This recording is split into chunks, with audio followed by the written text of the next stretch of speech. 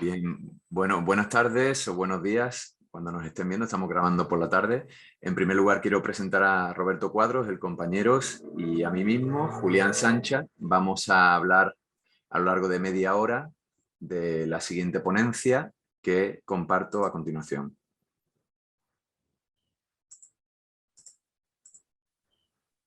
Bien, se nos sigue viendo. Perfecto. En primer lugar, queremos agradecer, por supuesto, a la organización del Congreso Nodos del Conocimiento, por permitir siempre que podamos hablar de temas, en este caso, de tanta actualidad como el que traemos. En este caso lo hemos titulado La batalla por la ortografía en la actualidad y nos preguntamos, ¿una norma elitista? Actitudes lingüísticas de la opinión pública en los medios de información.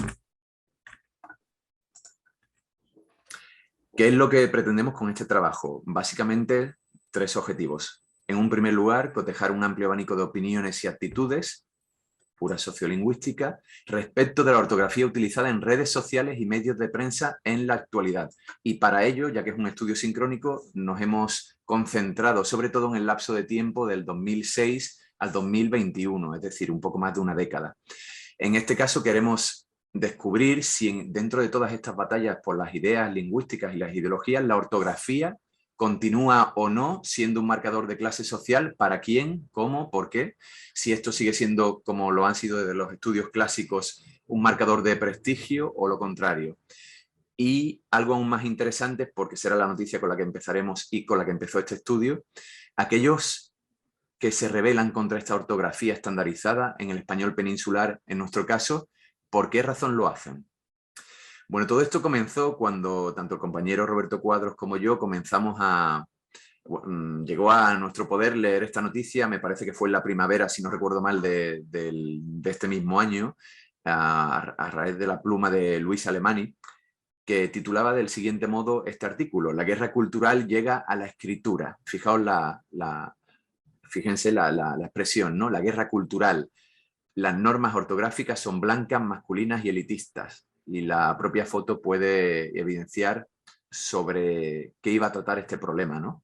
¿Qué es lo que pasaba concretamente? Bueno, dos universidades en Inglaterra, digamos que habían cambiado su criterio ortográfico y empezaban a despenalizar la ortografía o las faltas ortográficas, en inglés, claro, a sus alumnos, porque le parecían que esta norma, la norma en la que se basaba la ortografía, sería homogeneizante, europea del norte, blanca, masculina y elitista, es decir, sumado a muchos de los estudios actualmente del postmodernismo. En Londres, sin embargo, fíjense, la instrucción era un poco menos estricta, pero seguía diciendo: evitad imponer vuestras propias ideas sobre lo que significa un inglés correcto a los alumnos. Sed conscientes de que son las preferencias personales, ha escrito el rectorado. En este caso fue una mera recomendación o advertencia, fíjense, del rectorado a los propios profesores, y estamos hablando de universidades, ni siquiera del colegio. Claro, todo esto a nosotros como lingüistas y sociolingüistas nos puso en jaque, y quisimos encontrar qué podría haber pasado o qué está pasando en español. Comenzamos entonces con algunas de las ideas más clásicas sobre ortografía, con tres personas que todos conocerán directamente a la hora de leerlo. El primero es José Martínez de Sousa, gran especialista en ortografía, lingüista y heterodoxo en cuanto a la ortografía. Fíjense ya la opinión que tenía en sus primeros estudios sobre ortotipografía y escritura. Decía: es necesario valorar la falta de ortografía según la persona que la comete. Lo más natural es que un alumno de educación primaria cometa las normales en un periodo de inseguridad y falta de conocimiento de la materia. Es asimismo natural que las cometan las personas, incluso adultas, que por desgracia no tuvieron una formación adecuada desde este punto de vista. Sin embargo, no es perdonable que un estudiante llegue a los primeros cursos de universidad con graves faltas de ortografía. Y a este nivel son graves incluso faltas disculpables en otras personas de menor instrucción, y menos aún que llegue a licenciarse en su especialidad sin apenas saber redactar un informe con ortografía aceptable. Una vez más, la visión clásica de lo que sería la ortografía como marcador de prestigio y de instrucción, que no olvidemos esto porque es muy interesante, como marcador también de clase social. La ortografía, decía Pedro Luis Barcia, antiguo presidente de la Academia de las Letras de Argentina, la ortografía tiene un tremendo poder descalificador social. Para pedir un empleo, el muchacho escribe señor gerente con J y pierde la plaza. Más vale que docentes y alumnos se tomen en serio el manejo de la lengua. La inclusión social comienza por el lenguaje. y si es usted un disminuido verbal, fíjense el lenguaje, para expresarse oralmente es un ciudadano de segunda.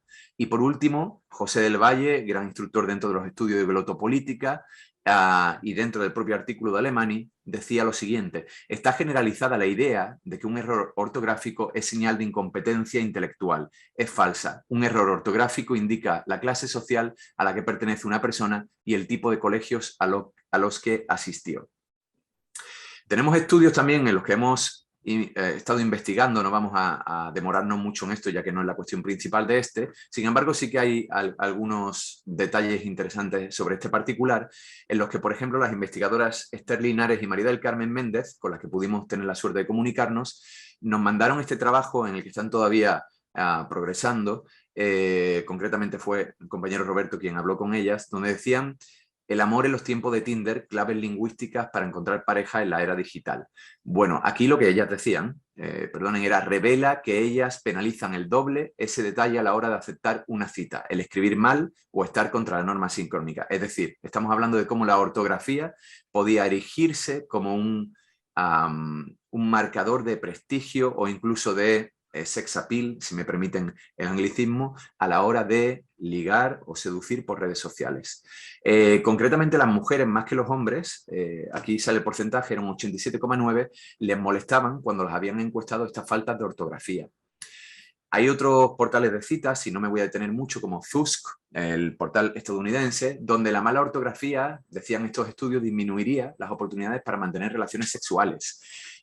Muchos de ellos, a los que eran encuestados, también decían, y las mujeres seguían siendo más exigentes, que esto les podía reducir el deseo. También Esquivias, en otro estudio, por ejemplo, hablaba de cómo una carta plagada de faltas de ortografías, en el caso de un chico italiano en el portal Grindr, también tuvo, en este caso por una calle y una mala dirección que le dieron con el escritor Thomas Mann, le pareció que lo había escrito tan mal que ya no quería quedar. Todo esto respecto de los hombres también ocurre, es decir, tanto mujeres como hombres, todos marcan con prestigio y de algún modo le atesoran, digamos, importancia a la hora de encontrar una cita por internet, porque pues también los hombres le daban importancia, concretamente el 74,2% de los encuestados.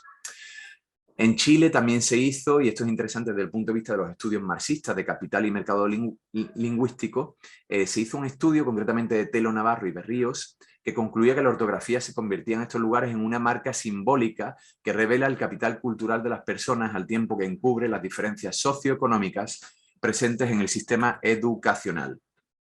También tenemos, como todos conocerán, si llevamos esto al terreno de lo dialectal, es decir, de si debemos escribir como hablamos, personas, y en la historia también algunos casos concretos de gente que ha querido codificar o de algún modo pensar, y hay una reflexión detrás de todo esto también ortográfica, sobre si debería haber una norma andaluza, es decir, adecuar lo que sería un dialecto y la fonética de un dialecto a la escritura. Juan Porras Blanco, quien firma como Juan Porra Blanco, con H y con K, creó para traducir El Principito y algunas otras obras. Bueno, él fue uno de los que lo puso en marcha, esta EPA, ¿no?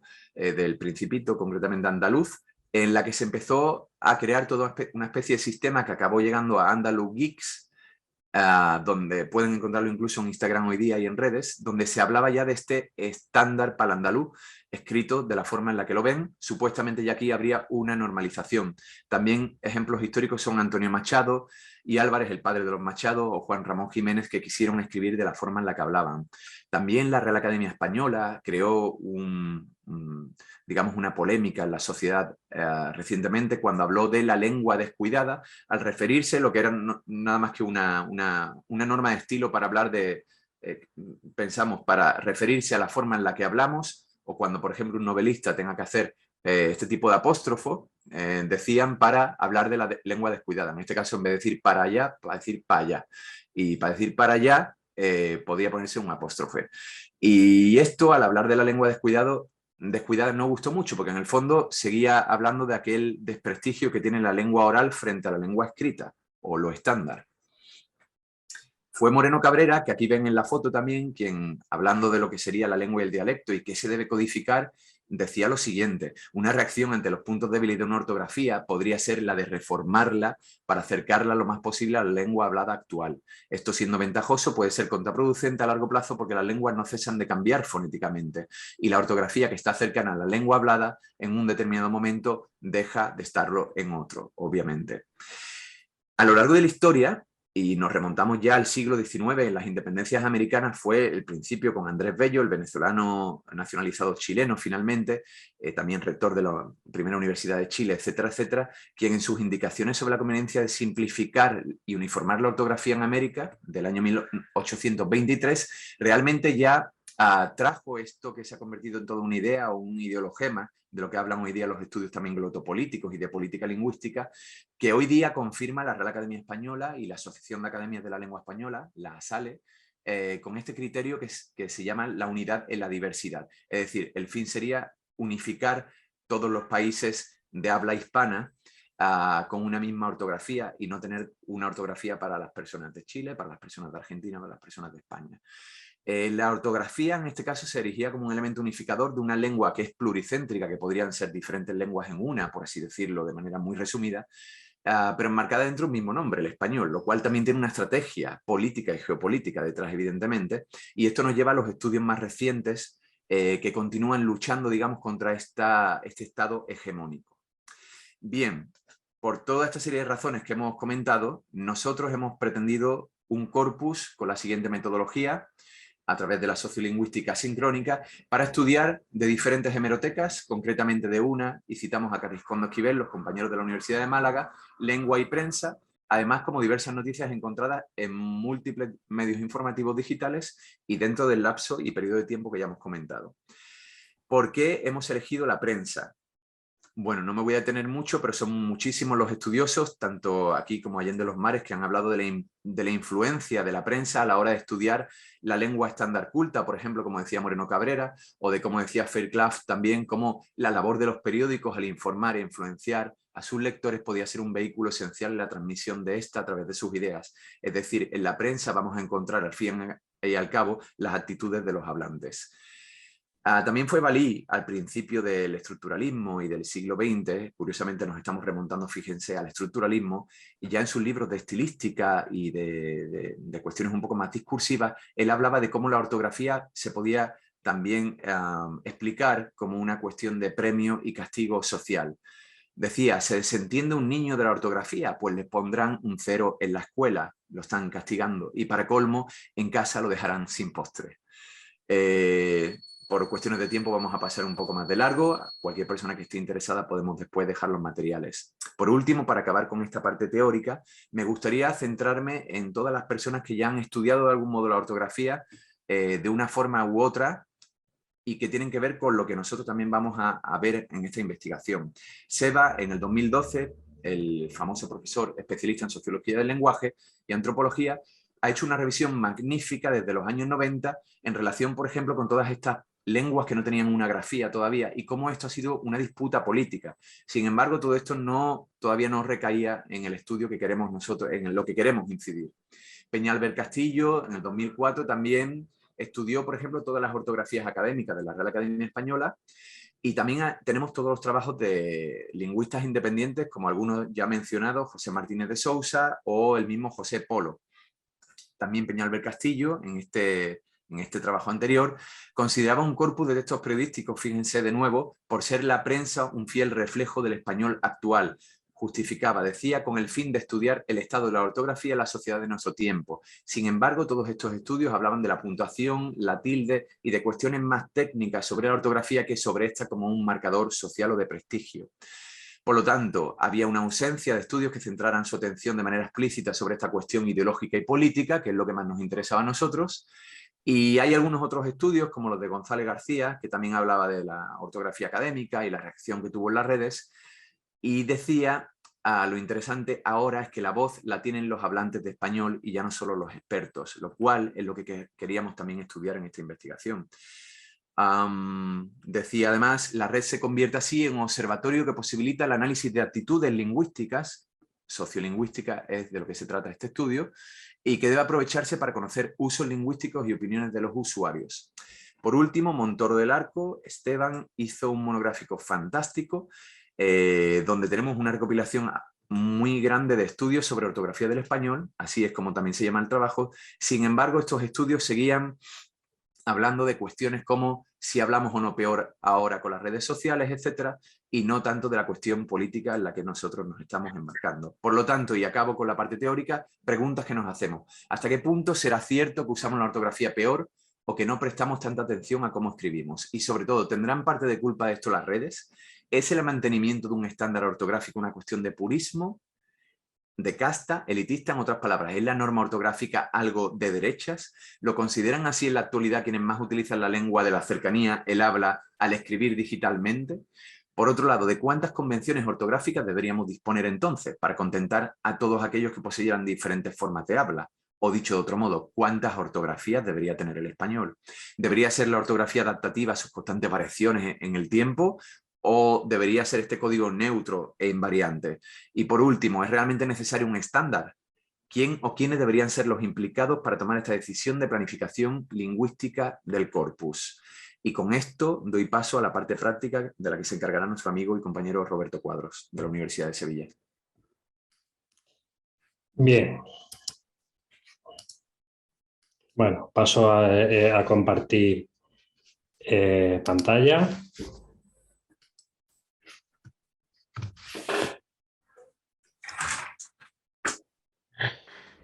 Bien, pues en esta parte la vamos a dedicar en este segundo gran bloque a ver todos estos presupuestos que nos ha comentado nuestro compañero Julián y ver en este sentido qué reflejos han tenido en la prensa a través de la selección y del lapso de tiempo que nos ha especificado, ¿no? En fin, hemos evidentemente por cuestiones de tiempo pues tenemos que hacer una selección forzosa, pero creemos que es selección bastante limitada, pero creemos que es representativa.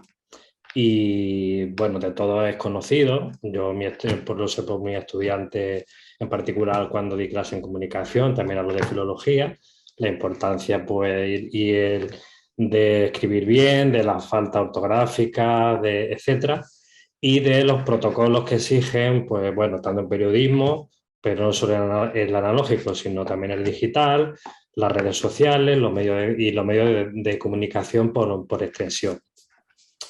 Entonces, en ese sentido, creo que todos los familiarizados con el mundo digital, pues sabemos o conocemos el término de netiqueta, también se puede encontrar como netetiqueta, es decir, las pautas de comportamiento general entre los internautas, ¿no?, que aparecen en este pequeño gráfico, esta pequeña infografía que tienen a la derecha, en la que, pues evidentemente, el modo de expresarse pues, es fundamental, ¿no? Es decir, que no se debe gritar, que no se debe ser agresivo, que, por ejemplo, en el número 4 parece tu forma de expresarse dice mucho de ti, cuídala, ser cortés, etc. Otra cosa es que todos sabemos que, por ejemplo, pues en YouTube o en Twitter últimamente, pues precisamente son dos de las redes sociales en las que menos se cumplen esta etiqueta y se llega directamente al insulto personal en muchos casos, ¿no?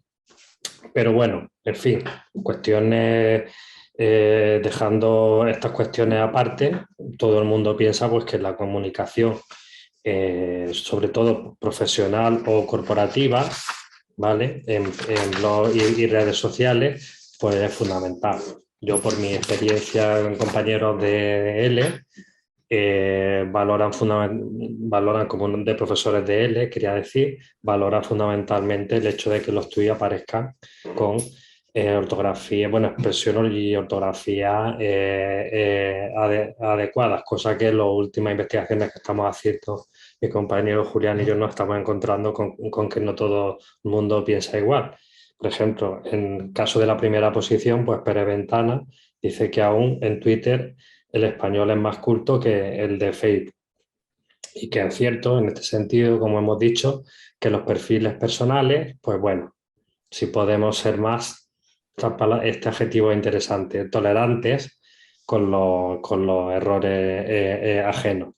Y también pues se plantea el tema de pues de por qué seguimos encontrando tantos errores, o no solo ortográficos, pero en fin, para el tema que nos ocupa son los fundamentales, pues por qué aparecen y siguen y casi en tendencia al alza errores ortográficos en los periódicos y todos los ordenadores, por ejemplo, pues disponen de correctores. Y en este sentido, mi compañero Julián hacía una postilla de que parece como si se confiara a los correctores como si fueran máquinas infalibles, ¿no? Cuando en muchas cuestiones no reconocen los términos que queremos, cuando utilizamos terminología especializada, cuando aparecen construcciones sintácticas de cierta complejidad y evidentemente por el caso de palabras que no reconozca y por tanto no ortográficamente y que evidentemente nos la corrija a veces incluso sin darnos cuenta, ¿no?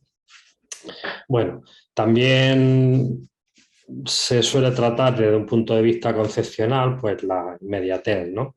Que de estos errores, pues es cierto y en este sentido, pues bueno, poder encontrar algo de disculpa en que a veces pues imprima la urgencia y la inmediatez de la noticia sobre estas cuestiones, ¿no? Entonces, pues por ejemplo, en esta cita de la voz de Galicia, pues lo que bueno, está sintetizada, se dice que de nada vale hacer un periódico perfecto si llega tarde. Y aun cuando hay correctores de texto en los ordenadores, cada noticia debe de ser leída antes de publicada por el periodista que la escribe, su jefe es la persona, perdón, su jefe y una persona especializada en la corrección de textos, pues cada día se escapan algunos errores, ¿vale? Errores que paradójicamente aparecen en muchos programas, en los titulares, por ejemplo, en los pies de las noticias, en los pies de fotos, y que sin embargo, pues los propios programas también reconocen, ¿no? Como en este ejemplo de espejo público, donde ven que señalaron que aparecía una falta en la ortográfica en el caso de Mallorca con motivo de la 19ª cumbre hispano-italiana, ¿no? Bien, como ven, bueno, este testimonio lo hemos recogido a través de la vanguardia. Entre las cuestiones que mi compañero ha planteado con más sustento teórico y que las reflexiones que nos encontramos en la prensa pues aparecen de modo, vamos a decir, más impresionista o más cercano al lenguaje de la calle, pues se plantea el tema, sí, las cuestiones lingüísticas parece que no, pero interesan, o por lo menos esa es mi sensación, interesan cada vez más, parecen son más mediáticas y aparece la cuestión de si pues, es pertinente abolir la ortografía por todos los problemas que está teniendo esto, ¿no? Y a partir de un poco también quizás, pues a raíz de pues, reformas que se han planteado y que no se remontan, me refiero a reformas más bien de simplificación, ¿no?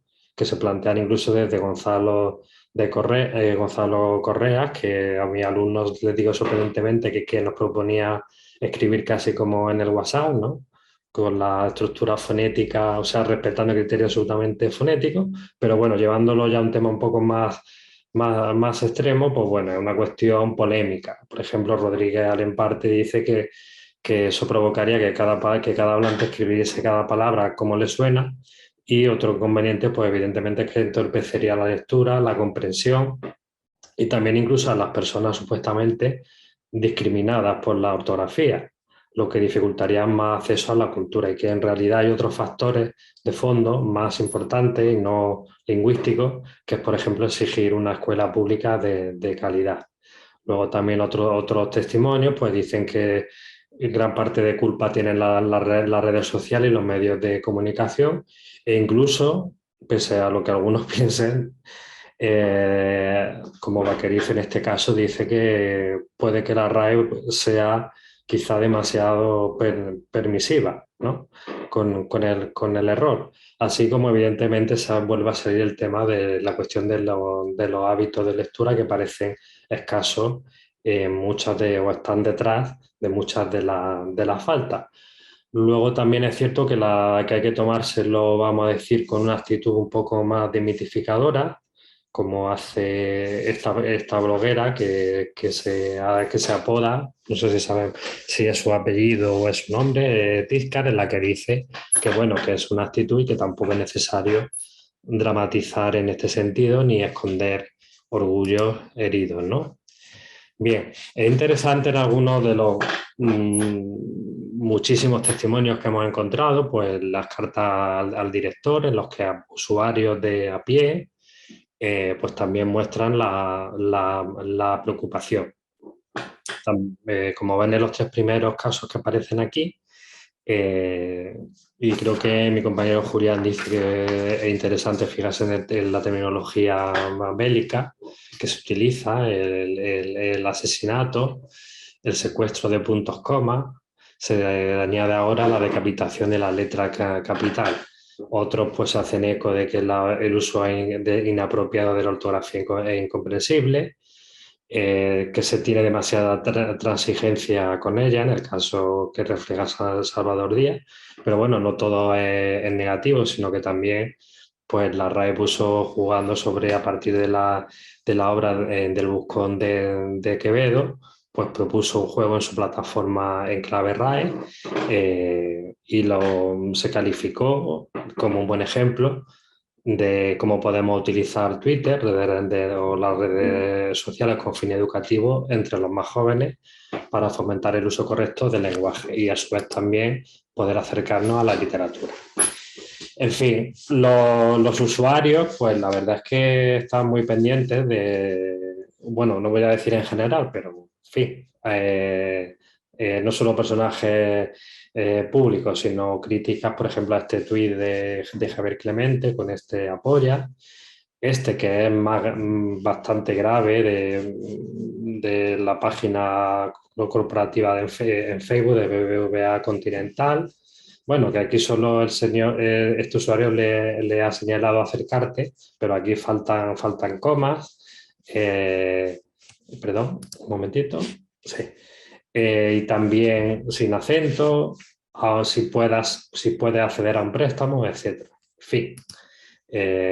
Y luego, pues sobre todo, pues los políticos encuentran un caldo de cultivo, por eso no sé si me he permitido usar la expresión de políticos a la gresca, porque se utilizan como arma política entre determinados medios o entre determinados, perdón, partidos y sus medios de comunicación contrarios, ¿no? Como este caso de ¿para qué?, con esta acentuación para la subordinación final, o lo grave, en este caso, en este tuit del PSOE, las críticas del National Cat hacia esta escritura de la diputada del PP Alicia Sánchez Camacho, que escribió maravillosa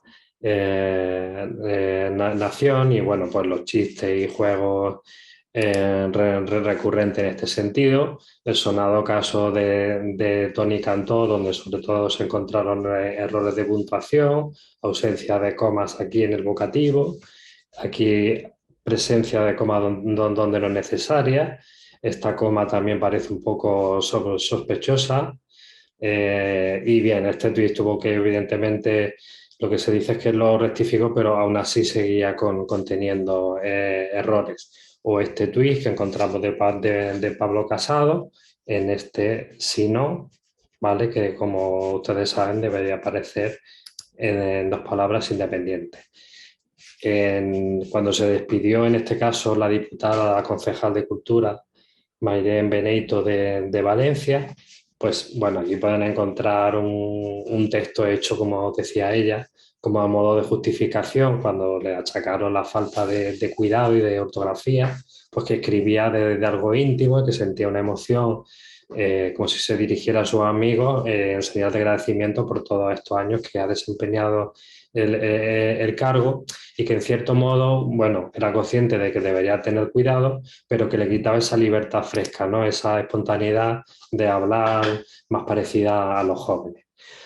Un tema político también, en el caso de comunidades con lenguas cooficiales de partidos, pues en fin, nacionalistas o independentistas, pues bueno, también yo he elegido este testimonio, los hay más, pero bueno, aquí parece ser que el diputado de Mes per Mallorca, del alcalde nacionalista de Palma, Antonio Noguera, felicitó un texto en castellano incalificable, plagado de faltas de ortografía. Y el medio insinuó que el problema es que estaba en que en realidad, pues no sé si quizás pudiera ser intencionado y hubiera una marginación del castellano y por lo tanto una erradicación institucional. Protesta en este sentido de la asamblea bilingüe, una escuela bilingüe que también se ha hecho eco y ha denunciado los continuos errores de la Generalitat en textos oficiales al traducir del catalán al castellano. Monumentos públicos también ha pasado en unas esculturas que se establecieron, que se erigieron en el Paseo del Llorón, una zona de Granada muy, muy conocida, donde aparecían artistas y Federico con esta acentuación. Y lo curioso, bueno, lo que nos gusta más es que no solo eran los periodistas, sino que los propios ciudadanos pues son conscientes, ¿no? Reflejan conciencia de que es importante, que el cuidado de la ortografía. En este sentido, decía una granadina, no sé quién ha puesto las comas, pero se ve que en este sentido también, bueno, que quería aclarar no solo los nombres de Federico, ¿no? No sé si es el mismo de Yerma Boto, sino también la puntuación.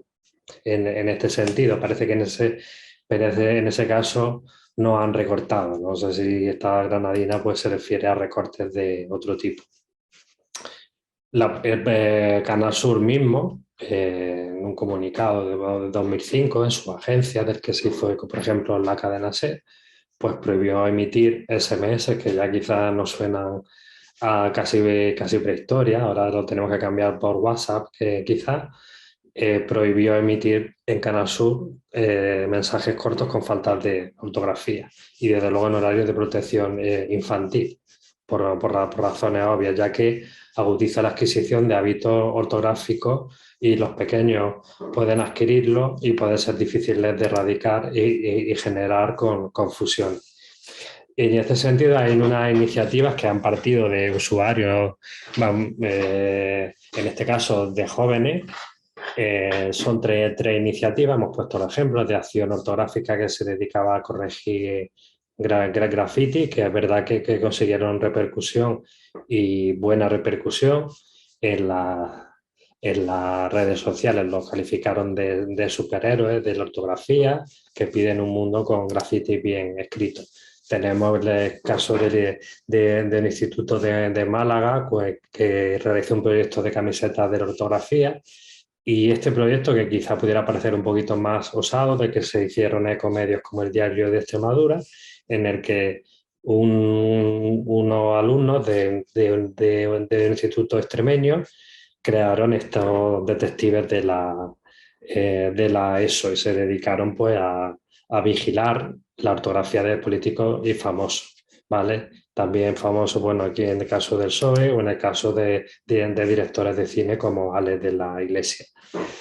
Bien, en el ámbito educativo, pues esto en Twitter, en un estudio que estamos haciendo el profesor Sánchez, Julián y yo ahora en estos momentos, pues una de las cosas que estamos encontrándonos en Twitter, pues, perdón, y de la que se quejan muchos alumnos, es precisamente si es justo suspender un examen por falta de ortografía, dado que, bueno, existe sentimiento generalizado de como ven en estos testimonios, que los niveles, incluso universitarios, pues es preocupante que se encuentren faltas de ortografía. Da la sensación de que es una opinión generalizada y que es preocupante en fin, que en primaria o secundaria no se haya hecho algo sobre esto.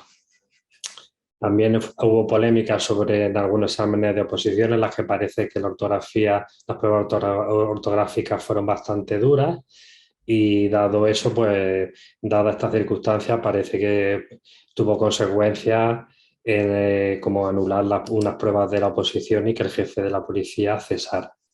Bien, contraargumentos, pues los vamos a resumir ya porque estamos acabando de tiempo, nuestro límite de tiempo es limitado y bueno, pues hay otros testimonios que digamos que relativizan bastante esta sensación catastrófica. Se dice que es una manida leyenda Parece como un tópico que los universitarios actuales lean menos, dado que hay índices como los de PISA que reflejan que tampoco estamos tan mal y que comprensión lectora, por ejemplo, pues no estamos desde luego en una posición mala. Bien, el caso en especial entre los jóvenes está lo que se ha denominado la paradoja millennial, ¿no? Muchos jóvenes que utilizan, pues eso, los móviles, están acostumbrados a WhatsApp, Twitter, etcétera, dicen que escribir falta de ortografía en el móvil no es escribir mal. Y aquí hay una cuestión que el compañero ha comentado antes, y es una cuestión lingüística del sistema, ¿no? Descriptiva, es decir, se aproxima al lenguaje oral y eso no implica escribir incorrectamente, ¿no? Otro testimonio que tenemos aquí nos dice que en Twitter pocas personas escriben de forma correcta y se jactan de ese aprendizaje técnico, sino que estas personas casi nunca brillan por su idea, sino por su actitud, por la forma en que persiguen y humillan a quienes cometen errores. Como ven aquí, la postura en Twitter, pues hemos visto antes que había preocupación sobre todo en la comunicación profesional y por otro encontramos autores que dicen que en Twitter y en redes sociales cercanas a un registro espontáneo, a una manifestación de la expresividad, no es exigible dependiendo del tipo de texto, es decir, que no es lo mismo un examen escrito que una comunicación en una red social como Twitter. De hecho, se ha hablado de talibanes de ortografía, de como tipos, pues eso, que digamos que esconden algo interior de odio compulsivo y que están nada más que pendientes de los errores como símbolo de humillación a los demás. Y también usuarios, pues que, ¿por qué no? No voy a decir que desafíen, pero digamos que muestran discrepancias con determinadas decisiones que las autoridades como la RAE hace para representar la risa, que los tienen aquí en estos tweets, que no están muy conformes con lo que la RAE opina, y el siempre polémico y atractivo personaje, o digo personaje en Twitter, ¿no? Por su idiosincrasia, pues evidentemente aquí pueden leer en la presentación tranquilamente toda esta polémica de la que se hizo, de la que hubo amplia repercusión en las redes y en las que el propio PR Verde tuvo que reconocer pues que se había equivocado, ¿no? Con la boca pequeña. Bien, y aquí es curioso, ¿no? En Mejores Zasca, pero como anécdota dijeron que había que esto, no sé si es un zasca, que mi opinión lo es, pero corregir a Reverte tiene que publicarse, ¿no? Bueno, esto lo pueden leer tranquilamente, ¿vale? Porque tienen casi toda la secuencia. ¿Revolucionar la ortografía? Pues bueno, esto también es lo que se ha planteado. Hemos dicho antes abolir, ahora una revolución en la ortografía.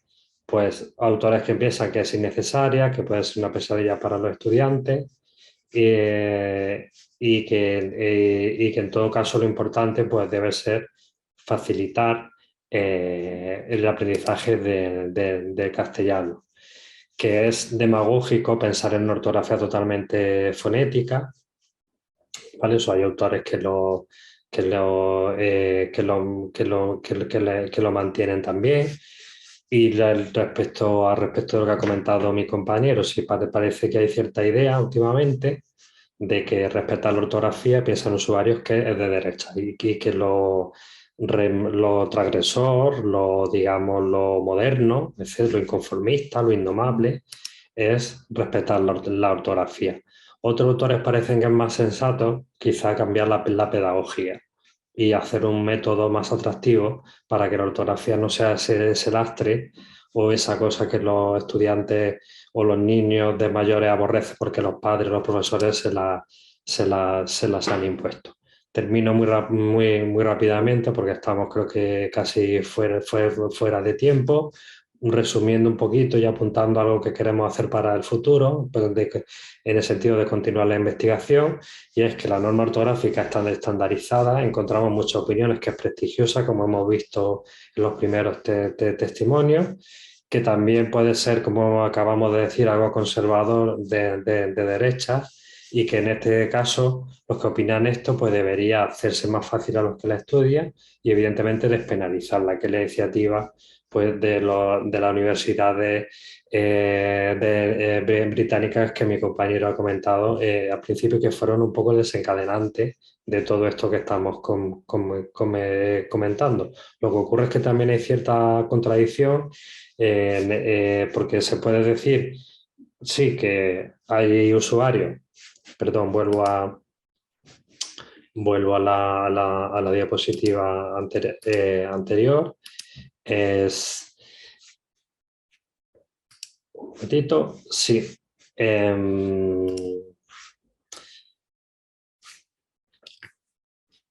A ver, bueno, sí.